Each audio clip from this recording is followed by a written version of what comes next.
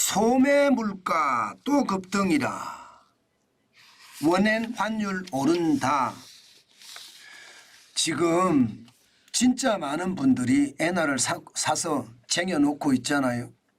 그 바람에 원엔 환율에 대한 관심도가 그 어느 때보다 커졌다. 저는 그렇게 생각을 합니다.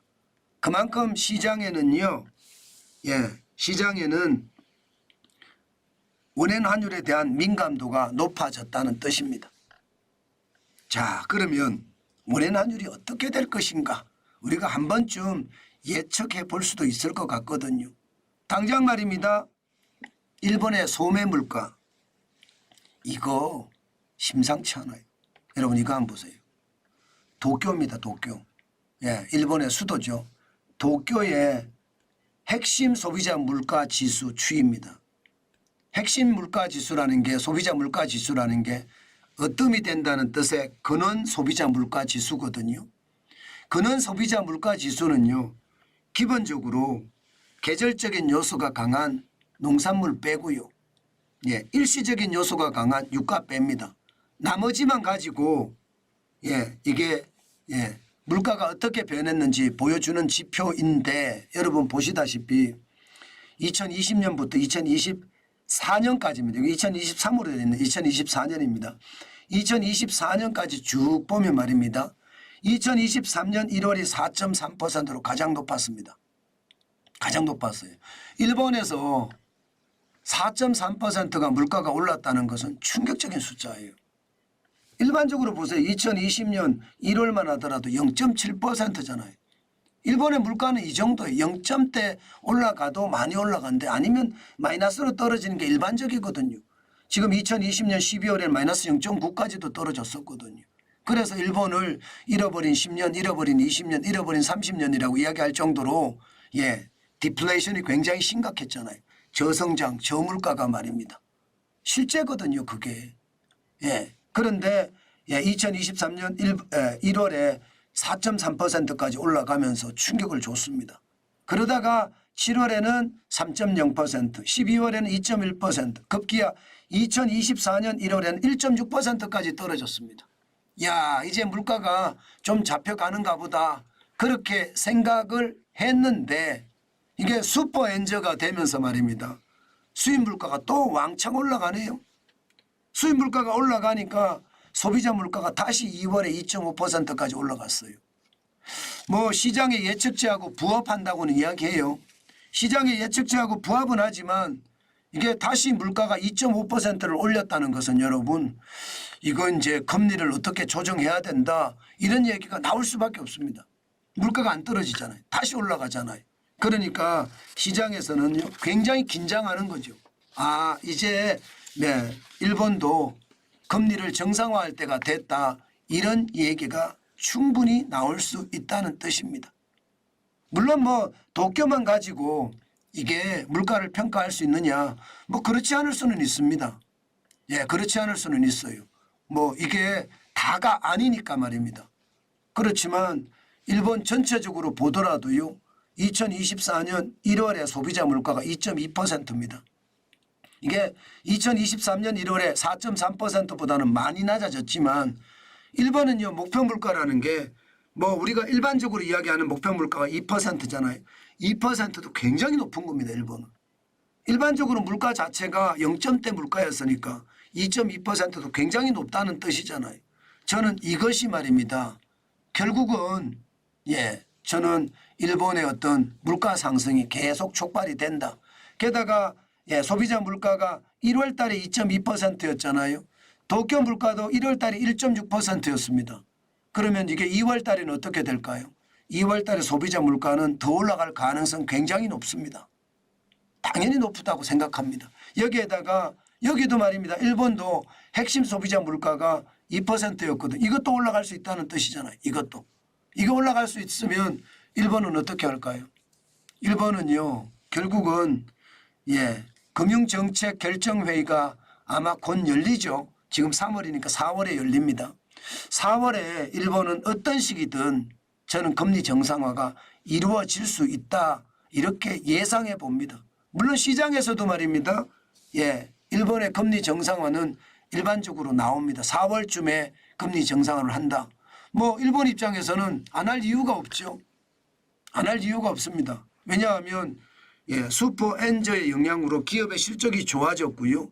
또 전 세계 투자자들이 일본으로 몰리면서 일본의 니케이 지수, 주식시장의 지수는 사상 최고치를 연일 갱신하고 있잖아요.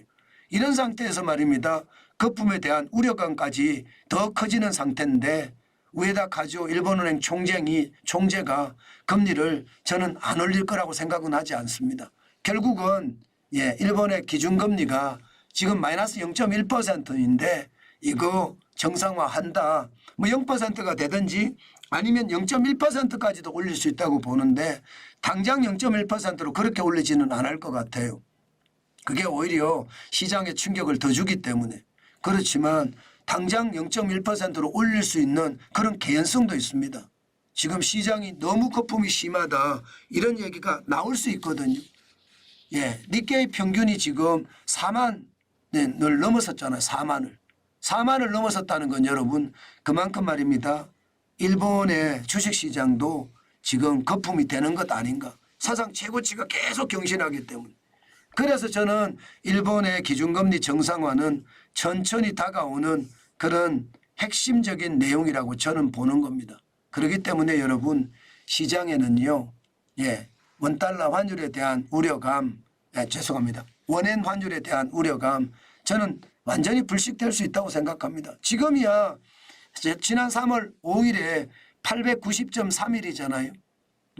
이게 적은 원화를 주고 엔화를 산다는 건데 890.31원을 가지고 100엔을 산다는 이야기거든요. 저는 이게 기본적으로 말이 안 된다고 생각합니다. 일본의 경제와 우리 경제를 비교해 봤을 때 기본적으로는요. 더 많은 원화를 주고 엔화를 사는 게 정상이에요. 이게 일본의 경제가 주식시장도 화랑 뭐 시장에 반도체 투자 외국인들의 투자도 엄청나게 들어온다고 하는데 당연히 더 많은 원화를 주고 엔화를 사는 게 정상인데 일본이 정책적으로 아베노믹스를 추진을 하면서 이게 슈퍼 엔저를 계속 구사하고 있고요. 우리는 말입니다. 물가에 대한 걱정 때문에 외환 정책을 1350원대 1300원대 중후반으로 관리하는 것 같다. 그런 느낌이 들거든요. 그런 어떤 정책적인 이슈 때문에 지금 대한민국은 더 많은 원화를 주고 엔화를 사는 것이 아니라 더 적은 원화를 주고 엔화를 사는 엔화가 강세다. 원화에 비해서 강세다. 죄송합니다. 원화가 강세다. 저는 그런 생각을 해보는데 이거 저는 오래 가지 않을 거라고 생각합니다. 결국은 시장에 따라 변할 겁니다. 여러분 보시다시피 2008년 금융위기 때는요. 이게 2008년 10월 27일 100엔당이 100엔당 1572.77원이 있었거든요. 2009년 3월 3일에는 100엔당 1578.17원도 있었습니다. 그렇기 때문에 여러분 시장에 너무 일희일비하지 마시고 시장을 끝까지 들여다보면서 시장에 대한 대응책 하나씩 마련해 가는 것 저는 굉장히 중요한 요소라고 봅니다. 제가 환율은 그렇게 생각합니다.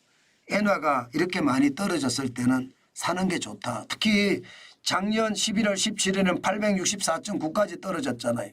그때는 말입니다. 많은 분들이 엔화를 사시더라고요. 그래서 여러분 느긋하게 기다리시는 것 중요하고요. 저는 엔화를 살 때 늘 말씀을 드렸잖아요. 내 평생 일본 여행 몇 번 갈 거야? 그렇게 생각을 하고 거기에 곱하기 비용, 곱하기 횟수 이렇게 생각해서 엔화를 사서 쟁여놓으면 좋다. 뭐 어차피 쌀 때 엔화 사서 쟁여놓으면 일본 여행 갈 때 쓰면 되니까 싸게 갈 수 있는 것 아니냐. 뭐 저는 그렇게 말씀을 드립니다. 저는 그게 가장 현명한 엔화에 대한 투자라고 생각을 합니다. 너무 엔화를 가지고 수익률을 많이 내겠다 그런 식의 투자보다는요.